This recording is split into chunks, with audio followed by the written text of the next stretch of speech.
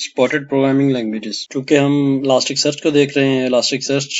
کن کن programming languages کو سپورٹ کرتی ہے آفیشیلی، تو اس میں بڑی لسٹ ہے. اس میں جیسے جاوا اسکرپٹ ہے، ربی ہے، اسی طرح گو ہے. یہ کچھ لیٹسٹ لینگویجز ہے، کچھ پرانی ہیں. اس میں پی ایچ پی ہے، پرل ہے، پائتھن ہے، ایلینڈ کلائنٹ ہے، رسٹ اے پی آئی ہے، کمیونٹی کنٹریبیوٹڈ کلائنٹس ہیں. تو یہ تمام وہ پروگرامنگ لینگویجز ہے جس کو الاسٹک سرچ سپورٹ کرتی ہے کہ ایز اے پروگرامنگ لینگویج جو بھی آپ یوز کر رہے ہیں اپنی اپلیکیشن کے اندر، کوئی بھی اپلیکیشن بلڈ کرنے کے لیے، تو اس کے لیے یہ پہلے آپ کے لیے جاننا بڑا ضروری ہے کہ جو آپ اپنا data base management system use کر رہے ہیں نو ایس کیو ایل کا یا اسٹرکچر کیوری لینگویج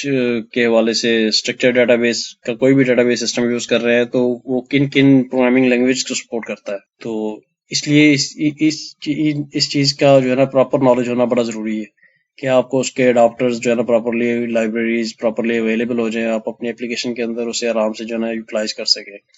مطلب ایک یہ پروگرامنگ لینگویج کے اندر اس کا کام کس طرح کیا جاتا ہے. اسے یہ جو اسٹرکچر کیوری لینگویج ہوتی ہے نا، جس طریقے سے ایس کیو ایل کام کرتی ہے، سیم اسی طریقے سے پروگرامنگ لینگویجز کے اندر جو ہے نا آپ نے اس کے ڈرائیورز کو جو ہے نا ڈرائیورز اور لائبریریز کو امپلیمنٹ کرنا ہوتا ہے. اس کے بعد اس کی سپورٹ جب آن ہو جاتی ہے تو اس میں آپ نے اسکرپٹس کے اندر جو ہے نا اپنے کوڈ اسکرپٹ کے اندر اپنی ڈیٹا بیس کے ساتھ ڈائریکٹلی کمیونیکیٹ کرنا ہوتا ہے کہ کوئی ڈیٹا جو ہے نا انسرٹ کرنا ہے، اپڈیٹ کرنا ہے، ڈیلیٹ کرنا ہے، یا واٹ ایور جو بھی آپ اسے کرنا چاہ رہے ہیں. تو اس کے لیے بہرحال سب سے پہلے آپ کو یہ پتا ہونا چاہیے کہ یہ جو